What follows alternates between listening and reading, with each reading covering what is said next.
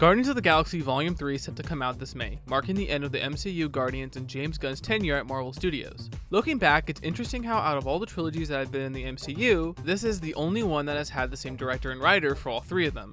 One singular vision across three movies, mostly taking place in their own bubble away from the Avengers or whatever the hell Ant-Man was doing. I still don't know. Since Volume 3 is almost here, I thought about my experience with Gunn's Guardians, and I realized that I never rewatched both volumes after seeing them in theaters. I was a wee little 13-year-old back when the first one came out. I didn't even have my driver's license yet. Now that I'm older and hopefully more mature and wiser, I wanted to see on a rewatch if both of these movies hold up. Will going back ruin the magic? Did Gunn create a timeless classic? But before I go on, do you have a favorite moment from these films? Did anything stick out to you from Volume 1 and 2? The Christmas special perhaps? Let me know in the comments below. I would love to hear your thoughts. Back to the video.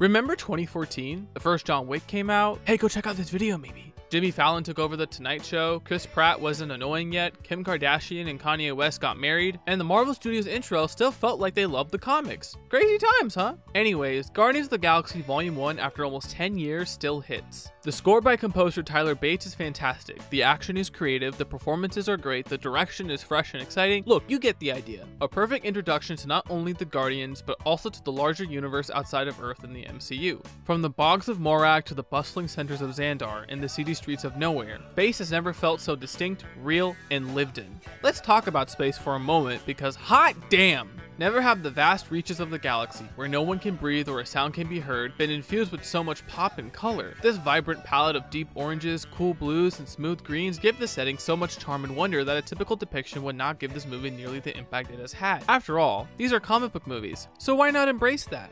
This lovely atmosphere was the perfect backdrop to a story of how those who have lost so much find each other and open up.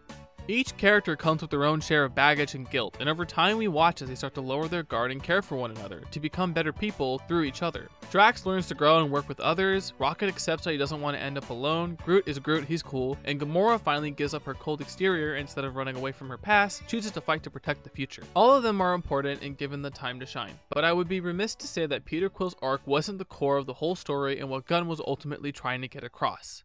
The moment I knew that James Gunn and co-writer Nicole Perlman were putting their all into this was the very first scene in the movie, where instead of an epic space battle or a fun action sequence, it was a simple tragic moment of a boy about to lose his mother and struggling to accept being alone. None of the operatic space battles or heroics would matter if this quiet emotional moment wasn't here. Peter Quill is an immature goofball, but because of this opening we can empathize as to why. He doesn't want to acknowledge that he ran away and lost the last possible chance of connecting with his mother, of connecting to someone. At the end, when the Guardians help Peter defeat Ronan with the Infinity Stone, Peter not only finally gives into the pain, but also shares it with his friends, redeeming his mistake of not holding his mother's hand and accepting his loss and making the first steps towards healing. For a movie where some of the main leads are a talking raccoon and a giant tree played by Vin Diesel, the exploration of grief and sharing pain is deep, vulnerable, and most importantly sincere, and is why Volume 1 is still great all these years later. There's a lot more I could gush about, how the Awesome Mix is a perfect device to understand the characters, how the humor is constantly funny, Karen Gillan as Nebula, but to keep it short, James Gunn and the rest of the crew put their all into Volume 1, and it paid off in spades. I mean, how can Volume 2 top this? I mean, where do I begin? Compared to Volume 1, Volume 2 is a whole different beast. James Gunn managed to not only top himself in the spectacle and the entertainment, but also the story in the sequel is somehow way more nuanced and digs even more deeper into their characters and its world. It's why I'm at a loss for words trying to describe it. Do I talk about the beautiful opening with the camera following Baby Groot and the most insane blending of practical and visual effects? Or maybe I praise the colors and vibrancy of the production design? Do I dare ramble for hours about how perfect the Yondu and Rocket escape scene is? Or how Kurt Russell punches Pac-Man? There are so many parts of this film I can dissect, each one of them handled with the utmost care and love. But if I really had to talk about one thing, one aspect of the film, one being even, it would have to be... My name is Ego.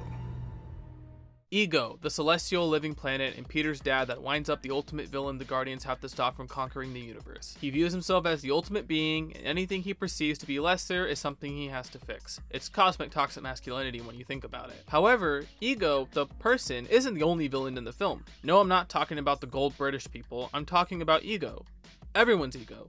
Volume 1 brought the group together, but Volume 2 still has them deal with their other character flaws, their ego. Peter's narcissism is only strengthened when he gets the chance to reconnect with his father and gain power. Gamora threw her sister under the bus for years and doesn't acknowledge it until Nebula forces her to listen. Drax is... well, he's just having a blast. Baby Groot is a literal baby and isn't really involved with the egotistical subplot. And Ego is, well, you know. Without a doubt, however, the two characters that are the beating heart of this theme are Yondu and Rocket. As Yondu tells Rocket in one of the best scenes in the movie, dare I say Phase 3, both of them hide behind this tough guy condescending exterior because deep down they don't think they're worthy of love and support. Both of them grew up in the harshest of upbringings and are scared of being alone, but at the same time are skeptical that they can ever maintain an emotional connection with someone, so they push those who actually care about them away. It was a genius move from Gunn to have these two characters interact and for both of them, by working together, confront their own egos and start to tear down the walls they built to protect themselves. Which is why the end of the movie, the very last shot of the film, is Rocket crying at Yondu's funeral. All the Ravagers showing up and honoring Yondu despite all their history shows Rocket that people will still care about you. Peter, after defeating his dad and finally letting go of his ego, sees Rocket for the first time not as a mean and condescending trash panda, but a hurt soul who doesn't know how to accept love, realizing for the first time that he too can be worthy of receiving it. I don't think I need to explain why that's great. While I said before that Volume 3 was going to be the finale for Gunn's Guardians, it didn't actually hit me until finishing Volume 2 and writing this video that it's ending. Volume 3 is the last time we're ever going to see this found family be, well, a family. It's hard to not get sentimental about it. The Guardians are all broken, flawed people who somehow in the vast galaxy where billions of life forms exist found each other and filled in the missing pieces they carried. They learned to accept their shortcomings and push themselves to be better, to be heroes. But these movies are more than that. They're also about one man, one talented individual who put his all into these films, into these characters. That man, of course, is James Gunn. And kind of like listen, I went in and pitched totally what Guardians was to Kevin and Lou. Now, today I might go, you hear stories about people that pitched exactly what they want and then the studio buys into that and then wants something totally different. Right. Maybe I was too naive for that, but I told them exactly what the movie was going to be from the beginning. I knew, and I honestly felt like I was created in a lab. I was grown in a petri dish to make Guardians of the Galaxy. From minute 1 of the first volume, Gunn cared. He cared about Peter, about Gamora, about Drax, about Groot, about Rocket, about everyone. He threw all his insecurities of not being good enough, all his fears of being alone, and showed to the world that yes, you too who feel like they cannot connect with anyone else can and will do so. That you too can be a guardian of the galaxy, not by being a space cowboy or a giant tree, but by being you. These films are a celebration of the weird, of the downtrodden, of redemption, and of growing up alongside friends and family, discovering yourself along the way. Almost a decade later, these stories still have a profound impact that I have no doubt will continue on long after Volume 3 releases. To James Gunn and the cast and crew of these movies, goodbye. And thank you.